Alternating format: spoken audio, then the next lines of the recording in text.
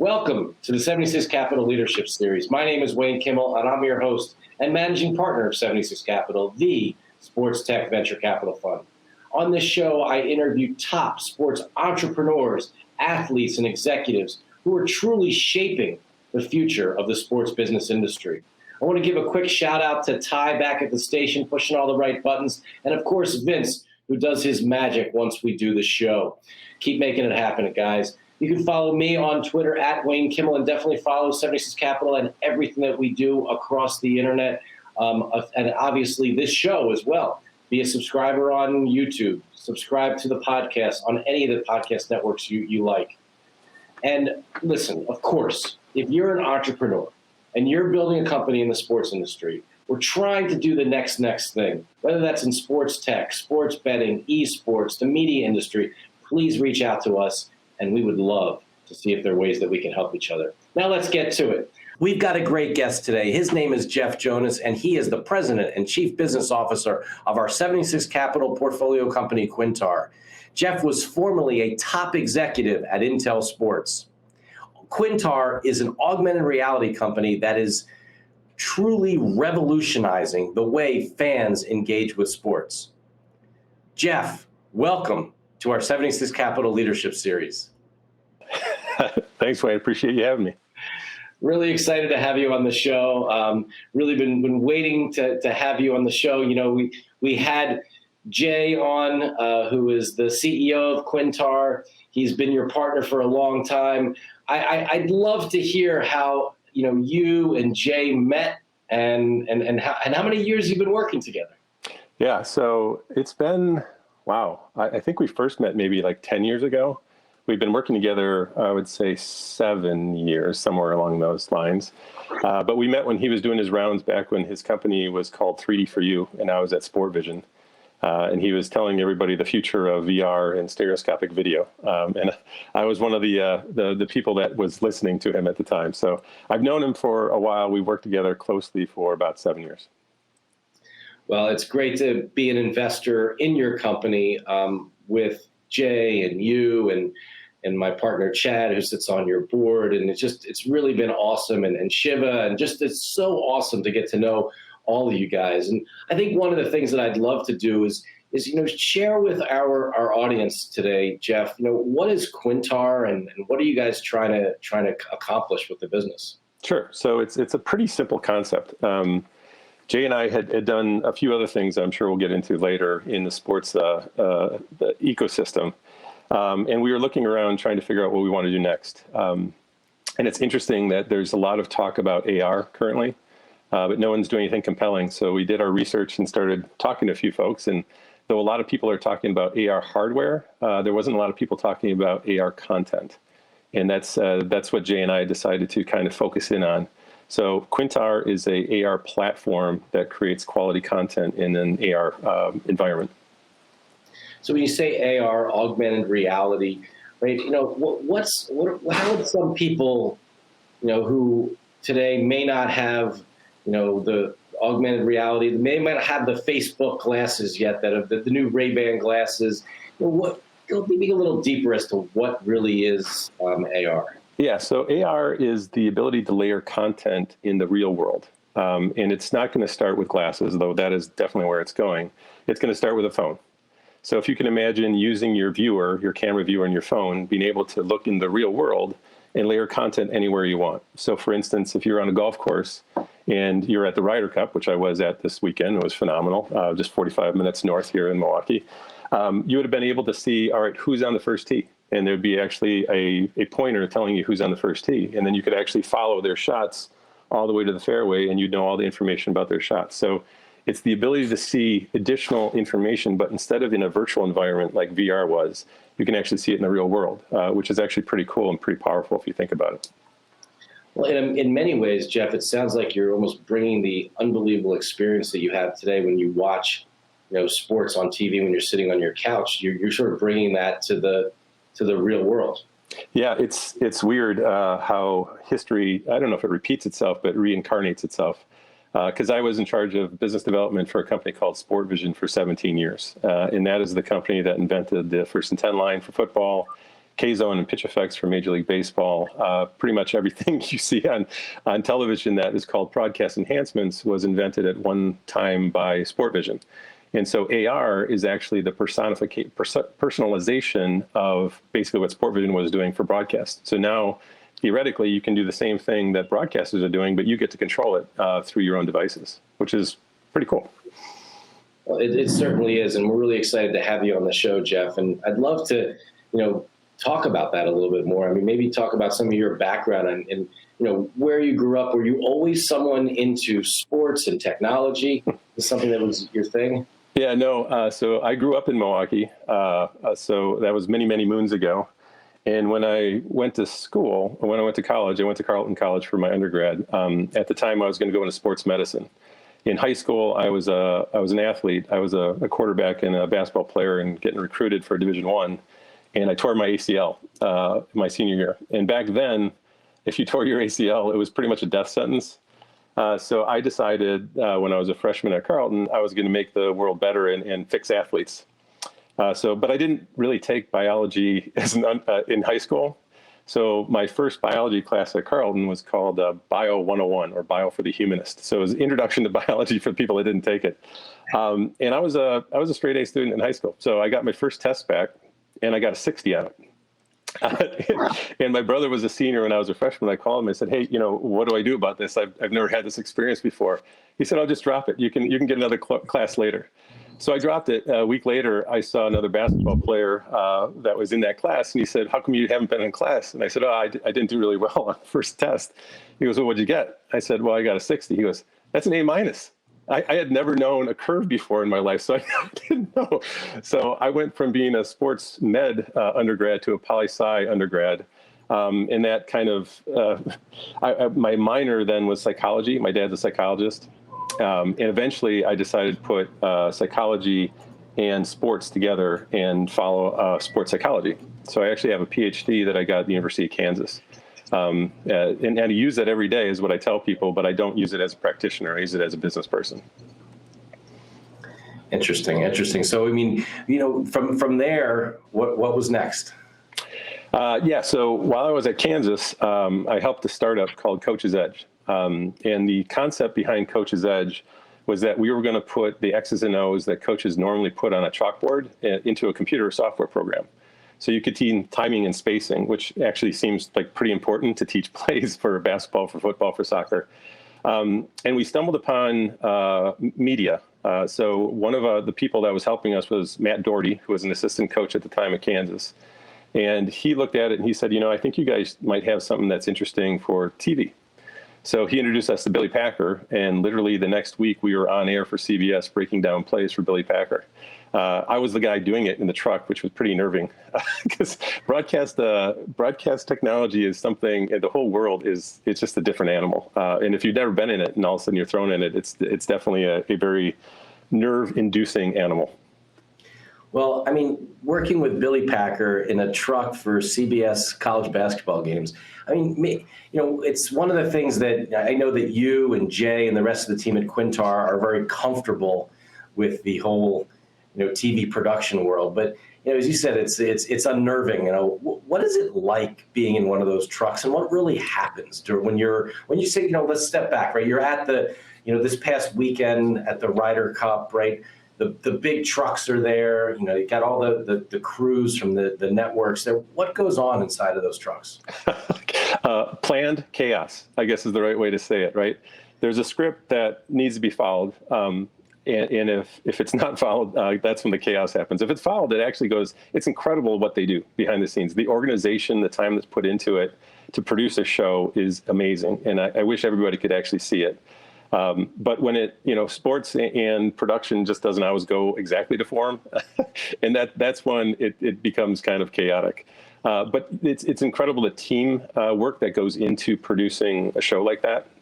But it's the coordination efforts are incredible, and we're lucky enough at Quintar to have one of the guys that actually did all that. So Tom Sahara runs all of our operations, our technical operations, and he did that for Turner Sports for 25 years.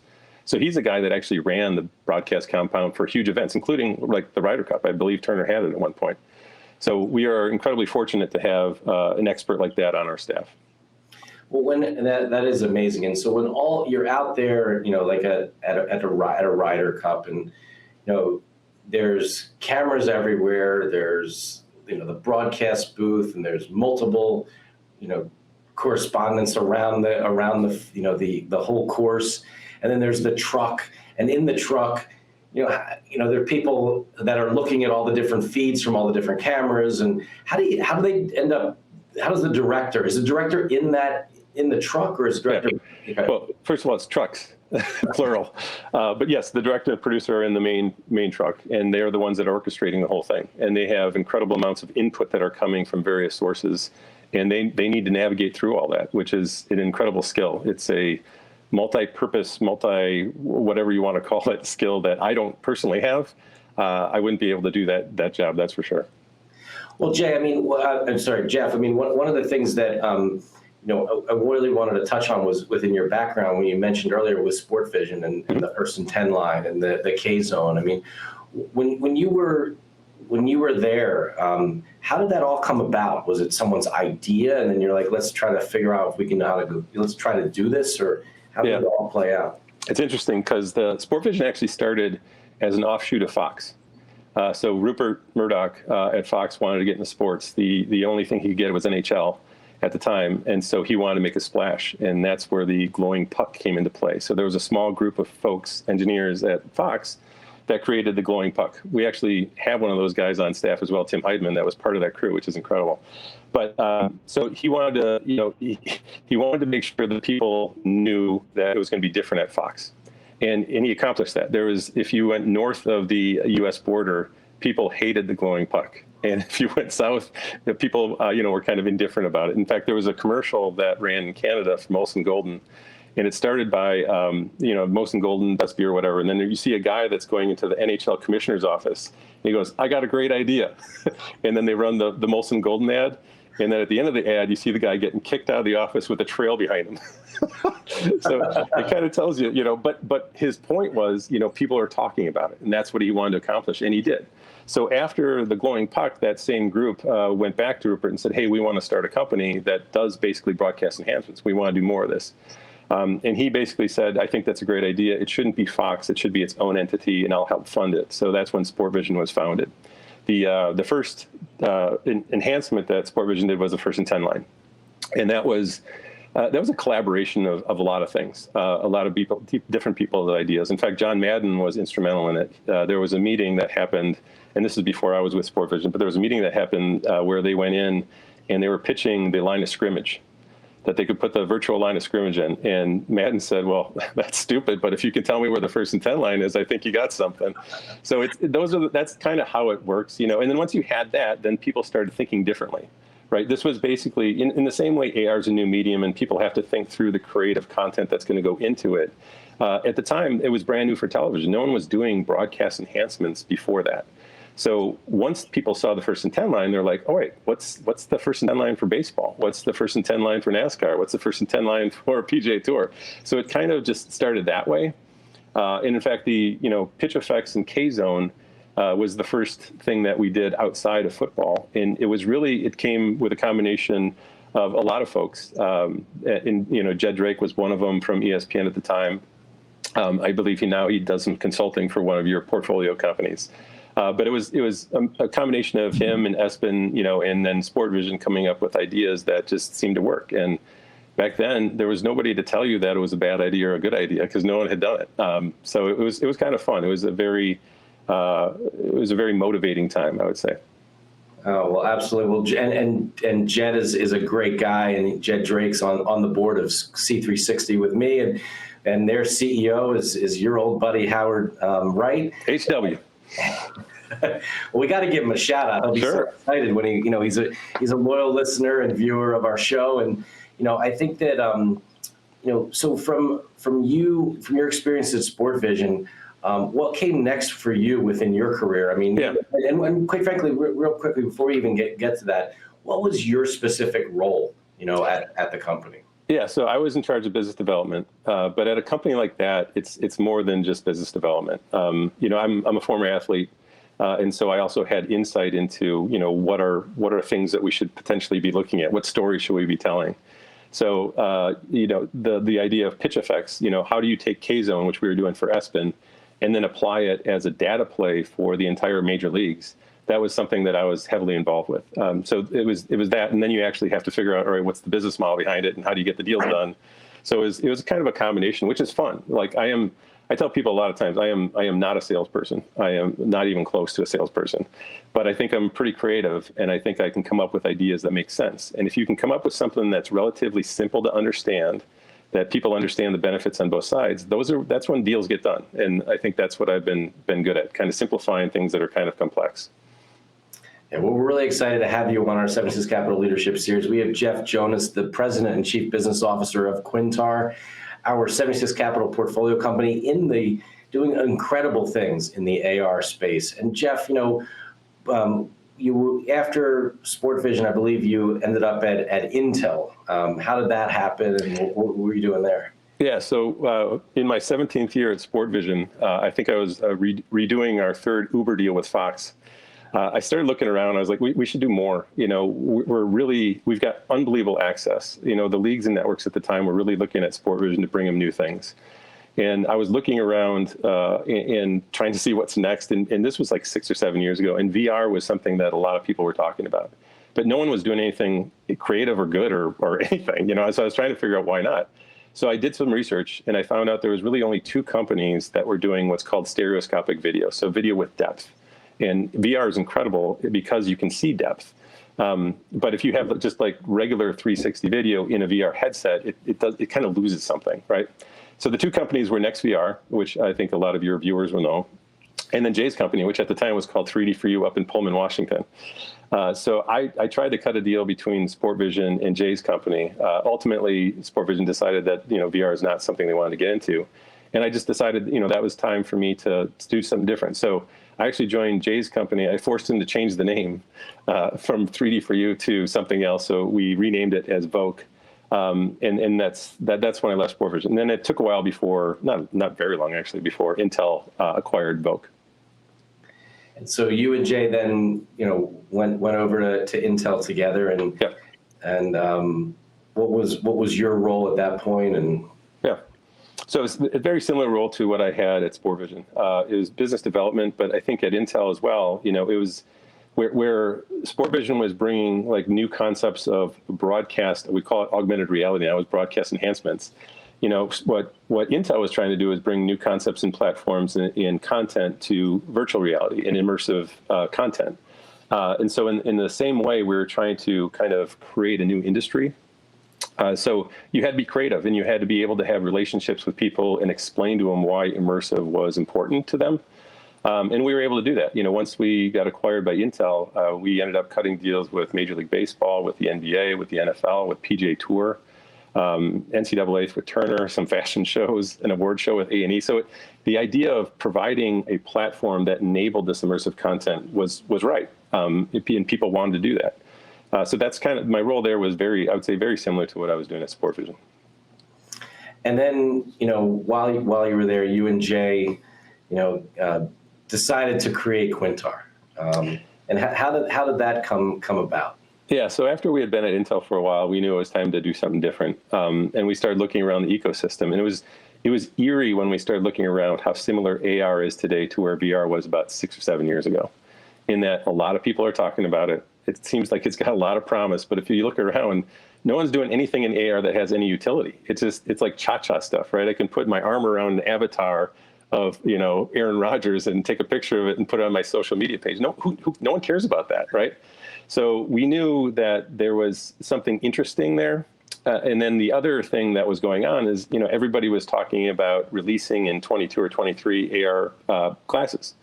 So there was a lot of talk, a lot of investment in the hardware side, but no one is talking about the content that would need to actually drive the hardware sales. And it reminded me of when 3D TV was out there. 3D television was awesome. If you saw it live when people were actually filming in 3D, it was incredible. But it never worked because no one actually was filming 3D content. So you would have these 3D TVs, and there was nothing to watch in it. So it struck us that someone very similar to what we did on the VR side, someone had to provide a platform in the AR world to enable, quality content. And we thought that, that was something that we could probably do. And so what happened next? So we started talking, one of the advantages of having a lot of gray hair is that I've known people for quite some time. And luckily for me, I've been in the same industry, right? So I have forged some relationships that enabled me to call people. So we had some conversations with some leagues, and we kind of asked them, we said, AR seems like it's a pretty cool thing. How come you guys aren't doing anything? And it all boiled down to two different points. The first point was, a couple of them were able to put content in a phone on site, but they had issues with accuracy of the AR content. So for example, if you were at a golf event and you have data saying that Tiger Woods' ball is 5 feet from the cup, if you took your phone up, where's my phone? And if I put it over, Tiger Woods on the green, oftentimes that virtual pointer would be in a sand trap like 30 yards away. And so, in a weird way, that's the same thing that Sport Vision had to solve for broadcast, right? We had to be able to accurately register or know where the broadcast cameras are looking so that if you put a 1st and 10 line and it's supposed to be on the 17-yard line, it's on the 17-yard line. It can't be on the 19-yard line. And in the same way, K-zone, when it's hovering over home plate, it's got to be over home plate and kind of adjusted to the batting stance. And if it starts sliding one way or the other, it doesn't work, right? So we thought, all right, with our history and with people we know, we probably can solve for that. So we asked, all right, what's the other issue? And the other issue, they said, is it's great if you can solve for at venue, but then you're just kind of servicing our 30 to 40,000 fans. We need eyeballs. If this medium's to take off, we really need to have like mass audience. And so that struck the other bell for Jay and I, because while we were at Intel, we were doing the laps with Magic Leap and showing some of the commissioners what a tabletop AR experience could be.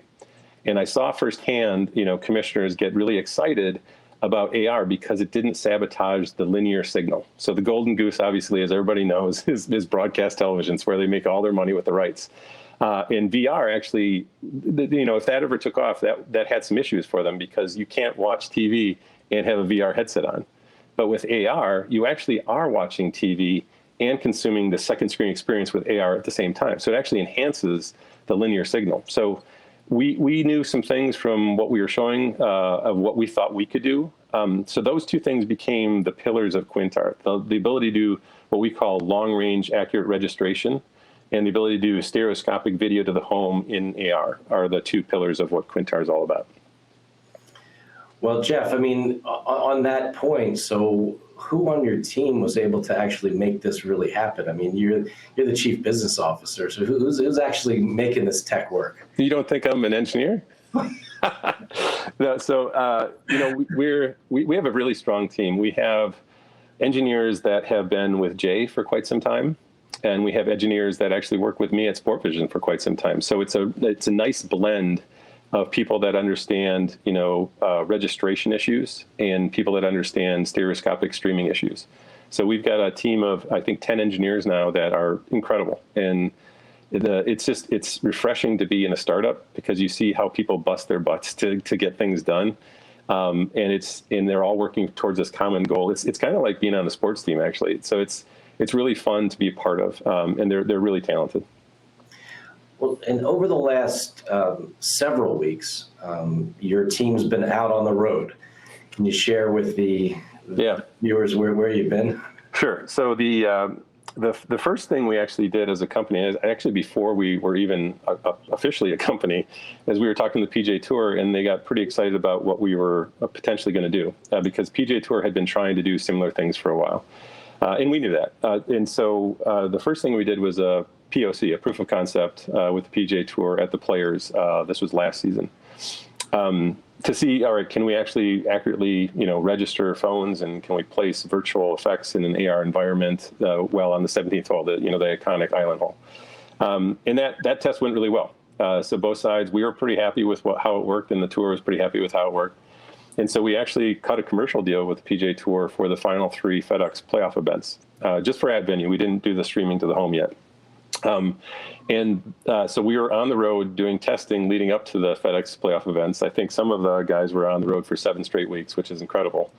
And so those events went extremely well. We were doing at the Tour Championship, we were actually showing virtual effects from up to 350 yards away, which is incredible. So we were doing the 15th hole, which is also kind of an island hole. And if you were on the opposite side of the little lake, so if you were on, I think, 8, you could actually look across the lake and still see the content on 15, which is amazing because it leads to other possibilities of where this can all go. So if you can imagine, you can register the whole course. Now you can do stuff like wayfinding. Like now this thing can be, all right, where's the 17th hole? How do I get there? Where are the concession stands? Where are the hospitality tents? And you can do merchandising, you can do all kinds of stuff. But you can only do it if you have that platform that enables you to do it. And that's where Quintar comes into play. That's fascinating. And I guess you could also add in, you can start doing, start playing with sports betting. So how would that fit into with what your plans are? That's potentially the most exciting part, right? So again, if we go back to the 17th hole of players, if people are golf fans at all, or if they've been to the 17th hole, you know that all the people that are sitting around that hole are making prop bets against each other. And it's 1v1, right? In the water, not in the water, closer to the last guy, closest today, all that kind of stuff. What AR does, it enables you to actually network all those people at the venue together. And if you can imagine, you can put virtual effects on the green. So let's say that there's rings on the green that say inside of 10, outside of 10. So it's blue and green, and you place your money blue, green, and then you watch the ball come, and you can actually see right away whether you won or not. It's really kind of powerful. And then if you actually add the at-home community to that, right? Because again, we're going to stream that same signal to the tabletop at home.